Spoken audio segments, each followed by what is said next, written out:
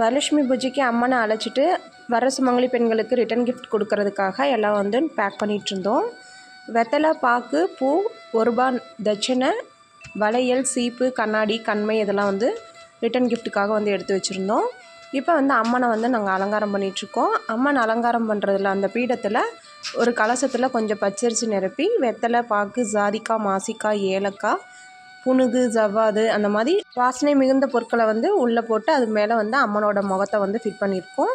இப்போ அம்மனுக்கு வந்து நகைகள்லாம் போட்டு அம்மனை அலங்காரம் பண்ணியாச்சு. அம்மனோட கையில் கண்ணாடி வளையல் வந்து போட்டு விட்ருந்தோம்.